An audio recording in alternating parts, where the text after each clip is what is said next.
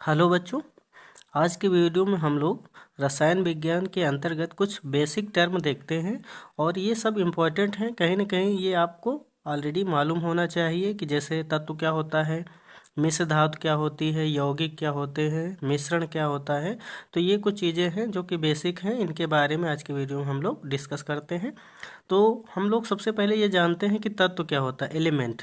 तो बच्चों अगर हम एलिमेंट की बात करें तो सबसे पहले अगर डेफिनेशन देखें यहाँ पर, तो ऐसे शुद्ध पदार्थ जिनमें एक ही प्रकार के अवयव पाए जाते हैं तत्व कहलाते हैं। मतलब अगर आपका कोई भी एलिमेंट होगा तो उसके अंदर एक ही प्रकार के आपके मटेरियल्स या कंपोनेंट्स पाए जाएंगे।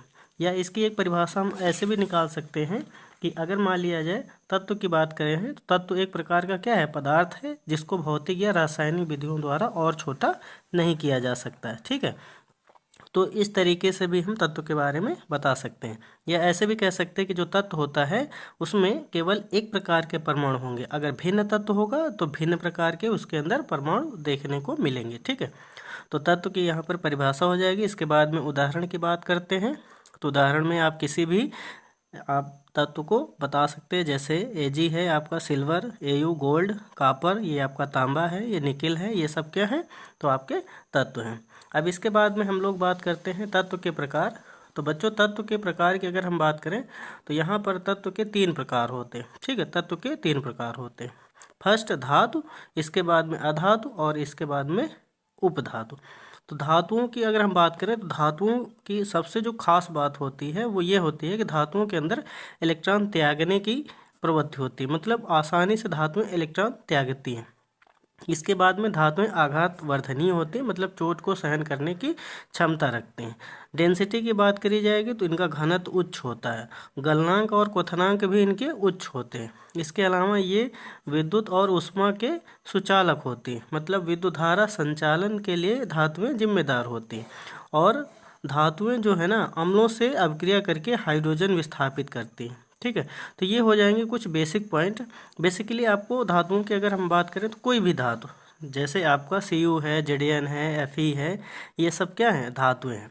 तो धातुओं में आपको इतने बेसिक पॉइंट पता होने चाहिए। इसके बाद में हम बात करते हैं अधातु की। तो अधातुओं में क्या होता है बच्चों, जस्ट जो धातुओं के फीचर हैं उनका उल्टा कर देते हैं। जैसे धातुएं इलेक्ट्रॉन त्यागती हैं तो अधातुएं इलेक्ट्रॉन को ग्रहण करती हैं। ठीक है, इसके अलावा इनके गलनांक और क्वथनांक कम होंगे, मतलब धातुओं की तुलना में अधातुओं के गलनांक और क्वथनांक कम होते हैं।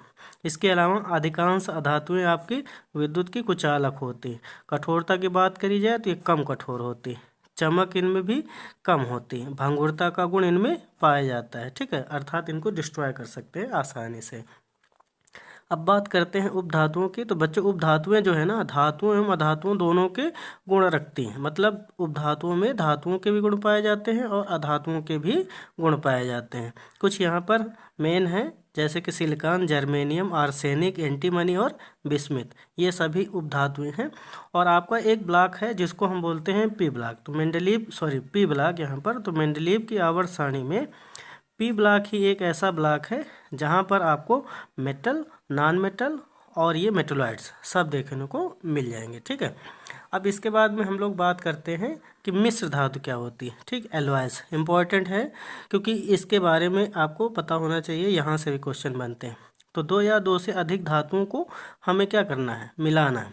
और स्पेशली यहाँ पर जो धातुएं हैं ना उनको अनिश्चित अनुपात में मिलाना है, मतलब 2 या 2 से अधिक धातुओं को अगर हम अनिश्चित अनुपात में मिला दें तो आपकी मिश्र धातु बन जाएगी। और ख़ास बात, मिश्र धातु का कोई प्रतीक नहीं होता है। जैसे धातुओं के प्रतीक होते हैं, उपधातुओं के प्रतीक होते हैं, अधातुओं के प्रतीक होते हैं, सिंबल जिनको बोलते हैं, लेकिन मिश्र धातुएं जो होती हैं उनके प्रतीक नहीं होते हैं। जैसे पीतल एक मिश्र धातु है, स्टील हो गई, कांसा हो गया, रोल्ड गोल्ड हो गया, ये सब क्या है, मिश्र धातुएं हैं जिनमें 2 या 2 से अधिक धातुओं को अनिश्चित अनुपात में मिलाया गया।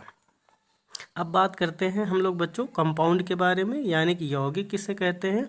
तो 2 या 2 से अधिक तत्वों के निश्चित अनुपात में संयोग से यौगिक बनते हैं। ठीक है, हमें 2 या 2 से अधिक तत्वों को निश्चित अनुपात में मिला देना है तो बच्चों क्या बन जाएगा, कोई ना कोई यौगिक बन जाएगा। जैसे H2O की बात करते हैं तो H2O में हाइड्रोजन और ऑक्सीजन को इन्वॉल्व किया गया है। तो हाइड्रोजन और ऑक्सीजन का अनुपात कितना है बच्चों, 1:8। ठीक है। और NH3 की बात करी जाए तो NH3 में अनुपात है 1:3। ठीक है। अब इसके बाद में यौगिक के प्रकार। तो बच्चों यौगिक के दो प्रकार होते हैं, अकार्बनिक यौगिक अर्थात ऐसे यौगिक जिनमें कार्बन न हो। ठीक है। तो कार्बन रहित जो यौगिक होते हैं बच्चों उनको अकार्बनिक यौगिक कहा जाता है। सिंपल है एकदम साफ कि जिन यौगिकों में कार्बन ना पाया जाए वो आपके अकार्बनिक यौगिक होंगे, जैसे कैल्शियम कार्बोनेट, सोडियम बाइकार्बोनेट। ठीक है। ये सब क्या हैं, अकार्बनिक यौगिक हैं, इनमें कार्बन आपको नहीं देखने को मिलेगा। ठीक है। और दूसरा टाइप है जिसमें से कार्बनिक यौगिक का डिटेल देखना है। कार्बनिक यौगिक अर्थात ऐसे यौगिक जिनमें क्या हो, कार्बन हो, मतलब कार्बन युक्त यौगिक को आप कार्बनिक यौगिक के अंतर्गत बोल सकते हैं कि नहीं, हाँ ये कार्बनिक यौगिक है। जैसे मेथेन, देखो मेथेन में कार्बन है। ठीक है। और सही मायने में जो हाइड्रोकार्बन होते हैं अर्थात ऐसे यौगिक जो हाइड्रोजन और कार्बन से मिलकर बने होते हैं उनको हाइड्रोकार्बन कहा जाता है। तो जो हाइड्रोकार्बन है स्पेशली कार्बनिक यौगिक होते हैं। ठीक है। और कार्बनिक यौगिकों में खास बात, हम कार्बनिक यौगिकों का तो अध्ययन करते ही करते हैं, उनके जो व्युत्पन्न होते हैं उनका भी अध्ययन करते हैं। जैसे CH4 हो गया, C2H6 यानी एथेन हो गया, और ये क्या हो गया, ये आपका हो गया मेथेनॉल। इसको हम ये बोल सकते हैं कि इसको हम मेथेन के माध्यम से बना सकते हैं। ये हो गया आपका एथेनॉल। ठीक है। तो ये सब क्या है, कार्बनिक यौगिक के उदाहरण हैं। इसमें से कुछ आपके कार्बनिक यौगिक हैं और कुछ उनके भी डेरिवेटिव हैं, जैसे मेथेनॉल, एथेनॉल, ये सब क्या है, डेरिवेटिव। ठीक है। अब इसके बाद में बात करते हैं मिश्रण की। बच्चों मिक्सचर क्या होता है, तो दो या दो से अधिक तत्वों को अगर हम अनिश्चित अनुपात में मिलाते हैं तो मिश्रण का निर्माण होता है। कहने का मतलब है जब हम निश्चित अनुपात में तत्वों को मिलाते हैं तो आपका यौगिक बनता है। अब जब दो या दो से अधिक तत्वों को हम अनिश्चित अनुपात में मिलाएंगे तो क्या बनेगा, मिश्रण बनेगा। ठीक है। जैसे आपका वायु, तो वायु क्या है, एक प्रकार का मिश्रण है, क्योंकि वायु में आपको कई सारी गैसें देखने को मिल जाएंगी। ठीक है। क्योंकि उसमें देख सकते हैं हम नाइट्रोजन भी, कार्बन डाइऑक्साइड भी, आपकी ऑक्सीजन भी और तमाम तरीके की वेस्ट गैसें मिक्स होती हैं। तो वायु एक प्रकार का क्या है, मिश्रण है। ठीक है। अब इसके बाद में हम लोग बात करते हैं मिश्रण के प्रकार।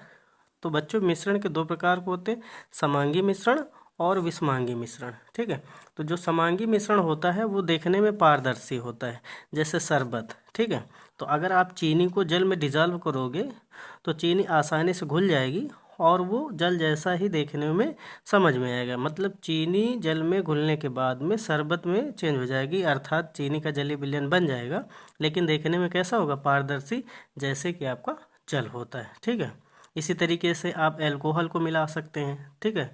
तो वो भी आसानी से डिजॉल्व हो जाएगा, पारदर्शी होगा। आप नमक को मिला सकते हैं पानी में, वो भी आसानी से डिजॉल्व हो जाएगा, अर्थात घुल जाएगा। तो ये सब क्या है, जलीय विलयन है जो कि पारदर्शी हैं। तो ऐसे मिक्सचर आपके कहे जाते हैं समांगी मिश्रण। और विषमांगी मिश्रण में क्या होता है, देखने में अपारदर्शी होते हैं, अर्थात क्लियर देखे नहीं जा सकते हैं। जैसे रेत प्लस नमक। ठीक है। यानी कि आप अगर रेत को किस में डिजॉल्व करो, पानी में डिजॉल्व करो तो आपको आसानी से रेत देखने को मिल जाएगी, और इसके अलावा रेत प्लस अगर नमक को डिजॉल्व करो तो भी आपको अपारदर्शी ही देखने को मिलेगा। तो ये एग्जाम्पल हो जाएंगे विषमांगी मिश्रण के। तो बच्चों आज के वीडियो में हम लोगों ने केमिस्ट्री में तत्व क्या होते हैं, तत्वों के प्रकार क्या होते हैं, इसके अलावा यौगिक क्या हैं, यौगिक के प्रकार क्या होते हैं, और इसके बाद मिश्रण क्या होता है, मिश्रण के कौन से प्रकार हैं, और ये लास्ट में हम ये भी इसके पहले पढ़ चुके हैं कि मिश्र धातु क्या होती है। तो बेसिकली ये 4 पॉइंट हैं जो कि बेसिक में आते हैं और इम्पॉर्टेंट हैं, और आपको इनके बारे में बेसिक जानकारी होनी चाहिए। तो आज की वीडियो में बस इतना ही। अगले वीडियो में हम लोग बात करेंगे कुछ और बेसिक टर्म जो कि केमिस्ट्री से रिलेटेड हैं उनके बारे में।